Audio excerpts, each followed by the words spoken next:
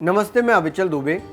अगर मैं आपको अभी तीसरी लहर की खबर बताऊंगा तो आप इरिटेट हो जाएंगे। आप कहेंगे रोज वही बातें करते हो, लेकिन असल चिंता का विषय भी यही है, क्योंकि दूसरी लहर ने देश का जैसा हाल किया था। कोरोना में बेहताशा वृद्धि हुई थी, लाखों लोगों की मौत हुई थी, इसलिए तीसरी लहर का डर लगातार बना हुआ है। और अगर अब मैं कहूँगा कि तीसरी लहर आ चुकी है, 4 जुलाई से देश में तीसरी लहर एंटर कर चुकी है, तो पहली बात तो आप मेरी बात का विश्वास नहीं मानेंगे, नहीं भी मानना चाहिए। लेकिन इस बात को कहा है हैदराबाद यूनिवर्सिटी के पूर्व वाइस चांसलर और फिजिक्स के top scientist doctor Vipin Srivastava ने। डॉक्टर विपिन श्रीवास्तव ने ये बात ऐसे ही नहीं कही है, उन्होंने डेटा एनालिसिस के आधार पर ये बात कही है। डॉक्टर विपिन श्रीवास्तव ने दावा किया है कि उनके अनुमान के हिसाब से 4 जुलाई से देश में तीसरी लहर आ चुकी है। अब ये जो दावा किया जा रहा है, ये अनुमान लगाया जा रहा है, ये किस हिसाब से किया जा रहा है, तो इसको जानना सर्वाधिक जरूरी है। डॉक्टर श्रीवास्तव ने मोटे तौर पर कहा है कि 15 महीनों से वो कोरोना डाटा और मौतों का एनालिसिस कर रहे हैं। 4 जुलाई से कोरोना संक्रमण के नए मामले और मौतें इशारा करते हैं कि देश में तीसरी लहर आ चुकी है। टॉप फिजिक्स साइंटिस्ट का दावा है कि ये ट्रेंड बिल्कुल फरवरी 2021 के पहले हफ्ते जैसा है और उसके बाद देश में कोरोना की दूसरी लहर आई थी। इसी तरह जो अब ट्रेंड आ रहा है वो उसी तरह का है जो फरवरी 2021 की शुरुआत में आया था। फरवरी 2021 की शुरुआत के बाद अप्रैल 2021 में दूसरी लहर देश में चरम पर पहुंच गई थी। अच्छा, तो एक सवाल अब हमारे मन में ये भी आता है कि डॉक्टर श्रीवास्तव ने ये जो ग्राफ बनाया है, ये जो एनालिसिस किया है, ये किस आधार पर किया है। तो उन्होंने अंग्रेज़ी अखबार द टाइम्स ऑफ इंडिया के डेटा का इस्तेमाल किया।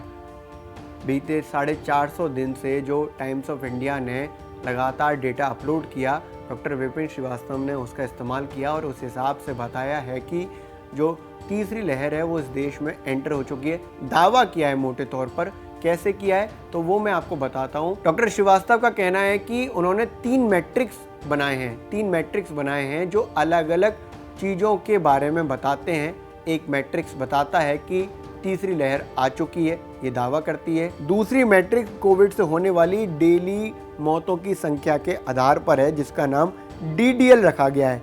इसके अलावा जो कैलकुलेशन है वो काफ़ी इम्पोर्टेंट है। तो कैलकुलेशन कैसे किया गया है?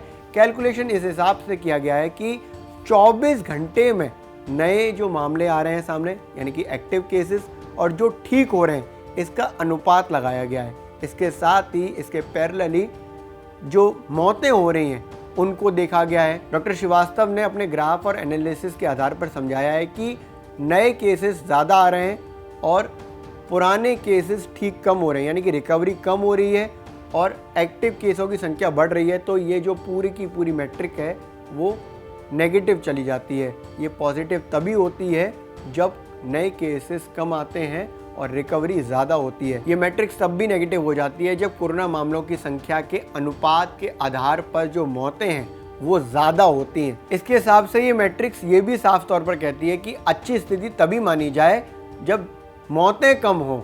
कई बार ऐसा होता है कि कोरोना संक्रमण तो कम हो गया लेकिन मौतें ज़्यादा हो रही हैं अनुपात के हिसाब से, लेकिन अभी वो नहीं हो रहा है। अच्छा, इसके साथ ही डॉक्टर श्रीवास्तव ने कोरोना की तीसरी लहर को रोकने, थामने या कम करने के लिए एक ज़रूरी बात कही है। उन्होंने कहा है कि कोरोना प्रोटोकॉल को अपनाना होगा, तभी तीसरी लहर को कम किया जा सकता है। तो मतलब ये हुआ कि बेसिक प्रोटोकॉल्स का इस्तेमाल आपको करना होगा।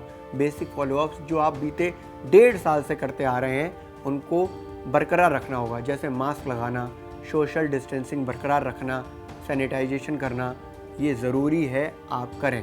इसके साथ ही वैक्सीनेशन का प्रयोग भी सर्वाधिक उपयुक्त है जब हम कोरोना को मात देने के लिए बात कर रहे हैं।